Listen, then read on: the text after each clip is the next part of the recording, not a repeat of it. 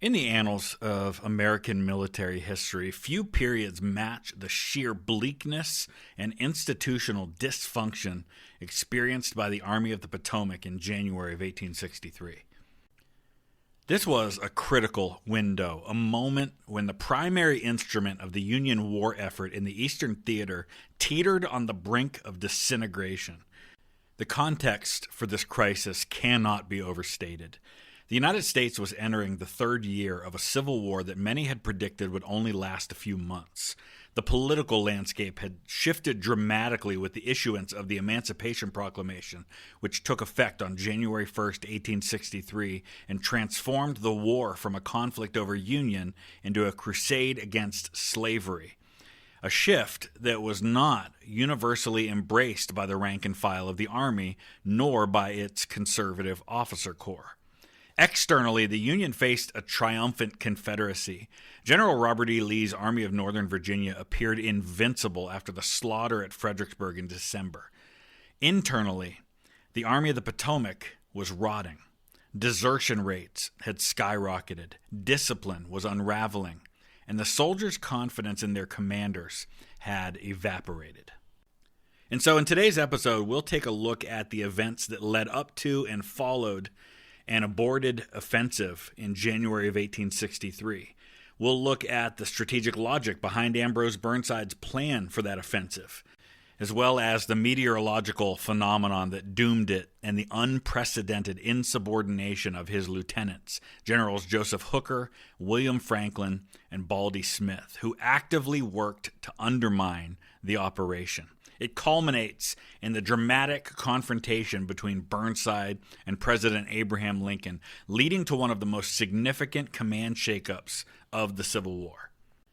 To comprehend the desperation that fueled what we know today as the Mud March, we first have to conduct a forensic analysis of the trauma inflicted at the Battle of Fredericksburg on December 13, 1862. This engagement wasn't merely a tactical defeat of the Union Army. It was a psychological catastrophe that shattered the professional trust between the Army's commander and his subordinates. The defeat at Fredericksburg was total. Burnside's plan to assault the Confederate positions on Marye's Heights resulted in nearly 13,000 Union casualties, compared to fewer than 5,000 for the Confederates. The image of wave after wave of Federal infantry being mowed down by massed artillery and rifle fire created a lingering sense of futility among the Army's survivors. The soldiers didn't blame themselves. They blamed the butchery on incompetent leadership. By late December, the morale of the Army of the Potomac had plummeted to its lowest point. The Army was encamped at Falmouth, Virginia, staring across the Rappahannock River at the heights where their comrades had died. The conditions in winter camps were deplorable. The Quartermaster Corps struggled to meet daily ration requirements, leading to malnutrition and the onset of scurvy. Uniforms were worn to rags in some cases, and shelter was inadequate against the biting Virginia winter. The depth of the soldiers' alienation was laid bare during a grand review held on Christmas Eve of 1862. General Burnside, accompanied by General Edwin Sumner, rode past the assembled divisions to inspect his troops. In the 2nd Corps, the Irish Brigade, a unit that had suffered horrendous casualties at the stone wall on Marye's Heights, stood in formation. As Burnside passed, instead of the customary cheers, he was met with a stony silence. The rebuff was so stark that General Sumner, embarrassed and desperate to maintain the veneer of military discipline, appealed to the men to cheer for his own sake, if not for Burnside's. This silence was a symptom of a deeper rot. Desertions were occurring at a staggering rate, with reports indicating that around 200 soldiers were disappearing from the ranks every single day. These weren't just shirkers. These were veteran soldiers disillusioned by the perceived incompetence of their leaders and the horrific waste of life, and they were voting with their feet. The Army was hemorrhaging its combat power not to the enemy, but to the rear. The correspondence of the soldiers from this period reflects a profound cynicism. Letters home spoke of gloom and despondency pervading the entire command. The Emancipation Proclamation, while celebrated by abolitionists in the North, caused friction within the ranks of the Army. Many soldiers who had enlisted to save the Union were ambivalent or downright hostile toward the idea of fighting for black liberation, which further complicated the morale crisis. While the rank and file suffered in the mud of Falmouth, the Army's high command was engaged in a war of its own.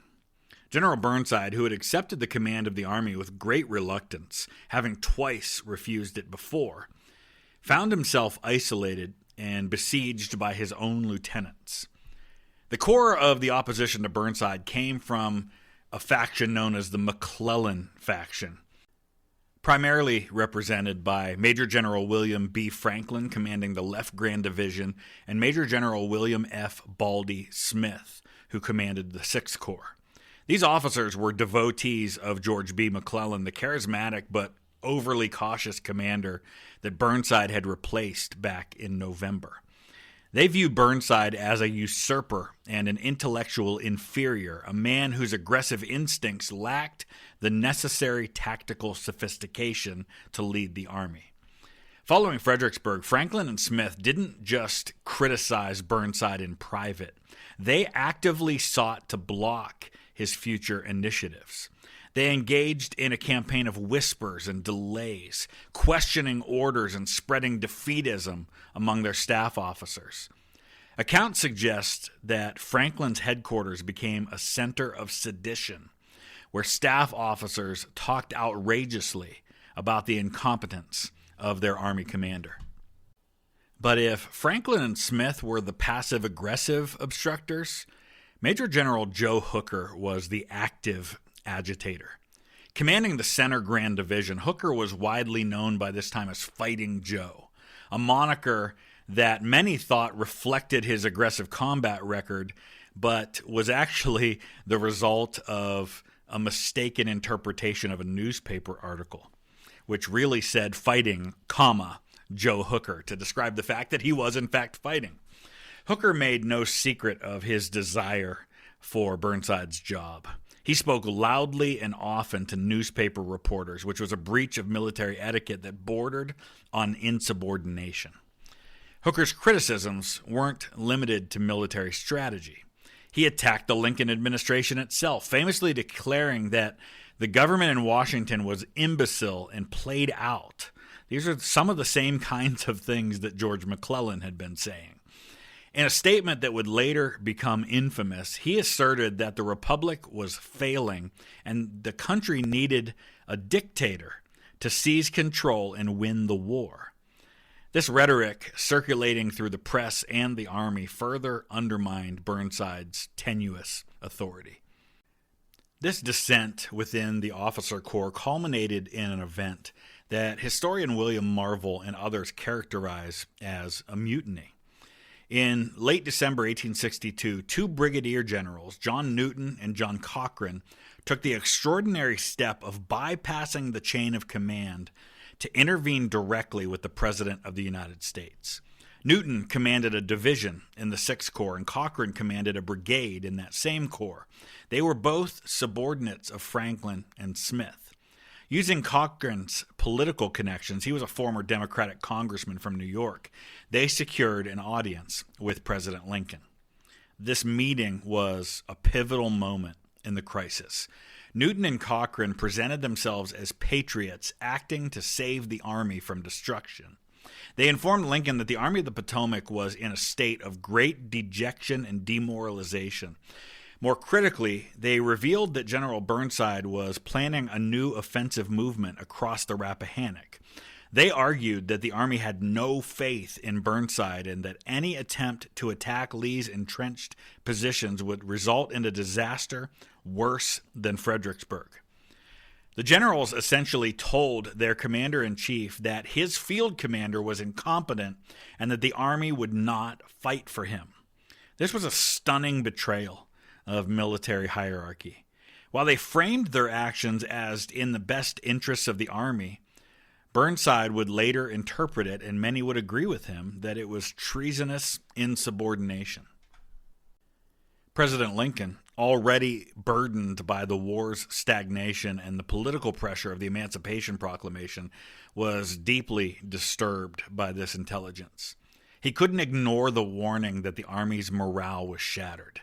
And so consequently, on December 30th, 1862, Lincoln sent a cryptic telegraph to Burnside, and it said, quote, "I have good reason for saying you must not make a general movement of the Army without letting me know," end quote. This message paralyzed Burnside. He had indeed been planning a movement, but he hadn't issued the orders yet. The fact that Lincoln knew of his intentions and was preemptively blocking them confirmed to Burnside that there were leaks and traitors within his own hierarchy of command. He immediately traveled to Washington and confronted the president. During their meeting, Lincoln refused to name Newton and Cochrane as the informants, and he protected their identities, but the damage to Burnside's confidence was severe. He returned to the Army knowing that his subordinates were actively conspiring against him with the White House. Now, despite the treachery and the trauma of Fredericksburg, Burnside was determined to act. He believed that inactivity was the enemy of discipline and that a successful campaign was the only way to restore the Army's spirit. The plan he developed for mid-January 1863, the operation that would become known as the Mud March, was, from a purely strategic perspective, sound and creative. Burnside's plan relied on speed and deception to negate Lee's defensive advantages. He wanted to turn the left flank of the Confederate Army by crossing the Rappahannock River upstream west of Fredericksburg. He ordered General Sigel's Grand Division to remain near Falmouth and General Sumner's Grand Division to stage demonstrations downstream, tricking Lee into believing the attack would come at the same place as the battle in December. His main striking force, Franklin's Left Grand Division and Hooker's Center Grand Division, would march rapidly west to Banks Ford, about 7 miles upstream. The goal was, by crossing at Banks Ford, the Union Army could emerge on the Confederate flank and rear, threatening their supply lines to Richmond and forcing them out of their defensive works. The plan required the movement of tens of thousands of men, artillery, and heavy pontoon trains over country roads. If successful, Burnside estimated he would be 48 hours ahead of Lee's ability to react. Now, the feasibility of this operation hinged on the weather. In mid-January, the weather in Virginia had been deceptively mild. The roads were dry and hard, perfect for marching. Burnside also received intelligence that Lee, feeling secure, had detached substantial forces under Longstreet to the Carolinas, which weakened his Army of Northern Virginia. Seeing a glimmer of hope in the unseasonably warm weather and the weakened enemy, Burnside issued the orders. The movement began on the morning of January 20th, 1863. The operation commenced with a surge of renewed energy. As the Grand Divisions moved out of their winter camps on the 20th, the sun was shining. The change from the monotony of camp life to active campaigning initially lifted the spirits of the men, just as Burnside had hoped.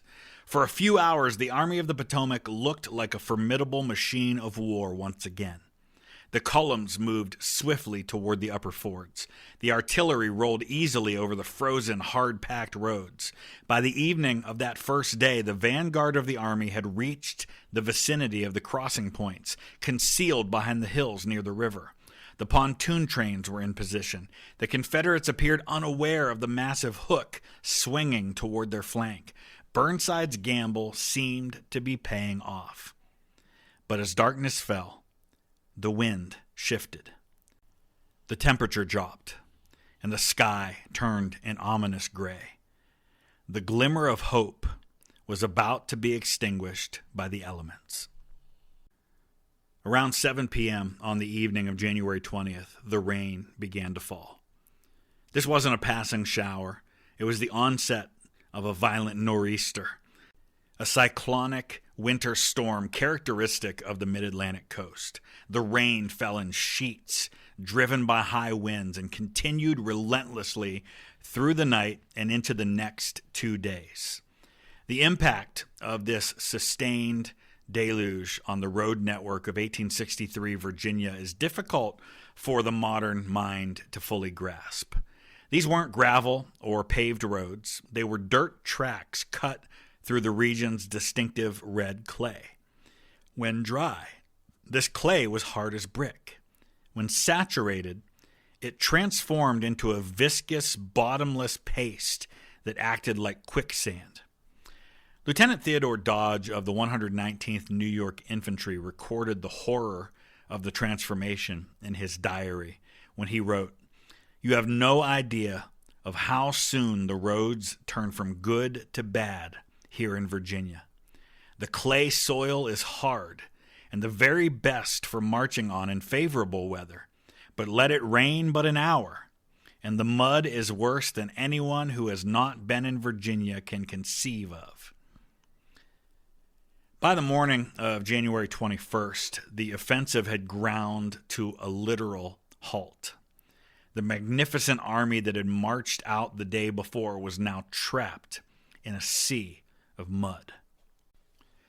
The artillery and heavy pontoon wagons sank first to their axles, then to their hubs, and finally the wagon beds themselves rested on the surface of the mud, floating on the sludge like barges.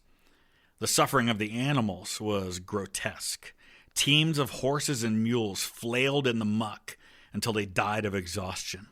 Soldiers reported seeing mules sinking until only their ears were visible above the slime, or they drowned in the water-filled ruts in the middle of the road. One soldier's diary recounted the sight of a dead mule in a green, slime-covered puddle, from which he was forced to drink in desperation. The infantry, unable to march, were put to work hauling the wagons. Hundreds of men were harnessed with ropes to drag a single cannon a few yards. The shoes were sucked off their feet by the clay, and men marched barefoot in the freezing slush. As the physical movement of the army ceased, the psychological discipline of the troops evaporated. The misery of the situation was compounded by the mocking presence of the enemy and the disastrous decision to issue alcohol. In what turned out to be a misguided attempt to combat the cold and bolster spirits, Burnside authorized the issuance of whiskey rations to the troops. With the officers unable to maintain order in the chaos, this led to immediate and widespread drunkenness. In General Sickles' command, it was reported that whiskey punches flowed like rain, and the army became as drunk as an owl. Instead of a disciplined force preparing for battle, the woods were filled with intoxicated, brawling, and despondent soldiers staggering through the mud. The Confederates, observing the debacle from the dry heights across the river, seized the opportunity to taunt their stranded adversaries. They erected large wooden signs on the riverbank, easily readable by the Union troops. The most famous of these read, "Burnside's stuck in the mud." Others offered helpful directions, such as placards reading, "This way to Richmond," with arrows pointing back toward the Union winter camps. These taunts were devastating because they were true. The soldiers, humiliated and exhausted, turned their anger toward their commanding general. As Burnside rode past the lines, trying to rally his men, he wasn't met with silence this time, but with open derision. Lieutenant Henry Ropes noted that the general was followed by hooting and yells, creating an atmosphere that bordered on mutiny. While the soldiers battled the elements, Burnside's subordinate generals engaged in conduct that historians have debated for over a century. Was this mere incompetence, or was it active sabotage? Evidence points, I think, strongly to the latter. Generals Franklin and Smith, commanding the key sector of the advance, appeared to drag their feet. Reports indicated that Franklin's staff officers were openly criticizing the movement while it was underway, which spread defeatism. Burnside would later accuse them of failing to exert sufficient effort to move the pontoons, effectively letting the mud do the work of stopping the campaign for them. General Hooker was even more blatant in his insubordination. He openly ridiculed the movement to reporters and his own staff, calling the march absurd and reiterating his belief that the country needed a dictator. This behavior trickled down. If the corps commanders treated the operation as a joke, the regimental officers and privates had no incentive to push forward. Burnside, sensing this betrayal, believed that with energetic support, the obstacles might have been overcome. Instead, he faced a strike by his own leadership. On January the 22nd, the reality of the situation forced Burnside's hand. He ordered the army to retreat to its winter camps.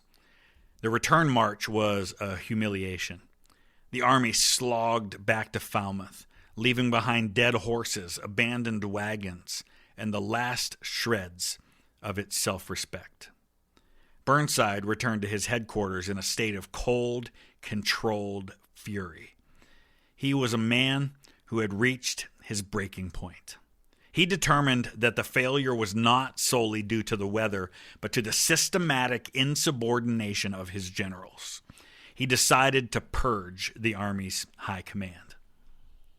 On the 23rd of January, Burnside orchestrated a bizarre and tense social event. He invited his chief antagonists, General Franklin and Smith, to his headquarters for a turkey luncheon. The meal was outwardly civil, but the subtext was lethal. As they dined, Burnside told them ominously, quote, "In a day or two, you will hear of something that will surprise you all," end quote. Franklin and Smith likely didn't realize that their host had already drafted the orders for their dismissal. This luncheon serves as a surreal vignette of the Civil War officer class, men who had known each other for decades, eating together while one prepared to destroy the careers of the others. Following the luncheon, Burnside finalized General Orders Number 8. This document remains one of the most explosive papers ever drafted by an American field commander. It was a sweeping indictment of his own staff and corps commanders, calling for a wholesale decapitation of the Army of the Potomac's leadership. The order detailed specific punishments for the ringleaders of the revolt. General Joseph Hooker was to be dismissed from the service of the United States, in other words, dishonorably discharged from the Army entirely.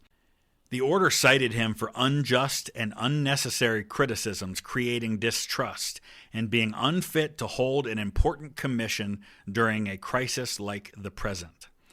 For General W.T.H. Brooks, who we haven't talked about to this point, he was to be dismissed from the service for complaining of the policy of the government and using demoralizing language. For Generals John Newton and John Cochrane, they were the ones who had visited President Lincoln. They were to be dismissed from the service for that unauthorized trip. And Generals William Franklin and William Smith were to be relieved from command, removed from their current posts, but kept in the Army as they could be of no further service to this Army. The distinction for Burnside was clear. Hooker and the mutineers were to be destroyed professionally. The McClellanites, Franklin and Smith, were simply to be exiled. Now, Burnside knew he lacked the authority to dismiss generals without presidential approval. Around January 24th, he traveled to Washington to present his order to President Lincoln. He offered the president a stark ultimatum: approve this order and let me fire these generals, or accept my resignation. President Lincoln faced a decision. Option A, support Burnside. This would mean firing Hooker, the Army's most aggressive fighter, and alienating the powerful political blocs that supported Franklin and Smith. This would effectively gut the Army's leadership structure in the middle of a war. Or option B, accept Burnside's resignation. This meant losing a loyal, unselfish commander who had tried his best but failed. It also meant rewarding the insubordination of the cabal. Lincoln recognized that this general's revolt was real and that Burnside had been ill-served by his subordinates. But he also saw that Burnside had lost the confidence of the rank and file. The Mud March had made Burnside a figure of ridicule, and a general who is laughed at cannot command.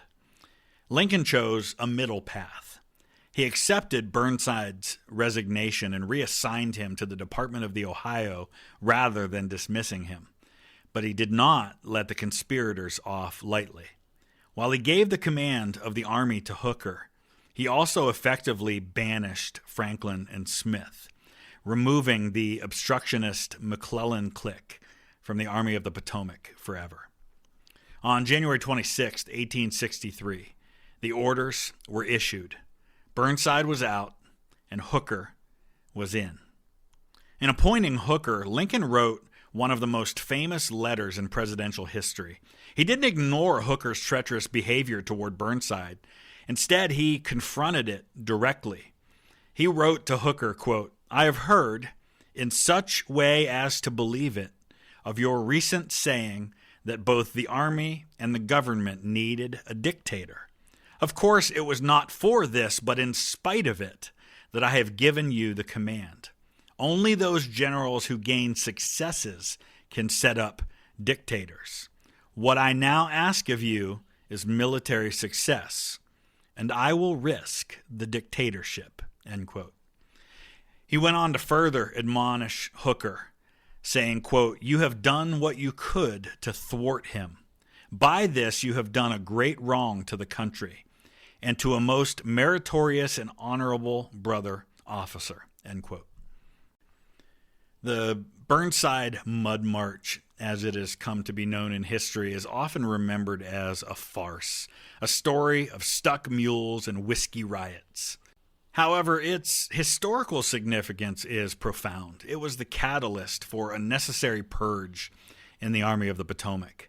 The crisis forced the removal of the defeatist McClellan faction in Franklin and Smith, and it cleared the way for a more aggressive, albeit still flawed, leadership under Hooker.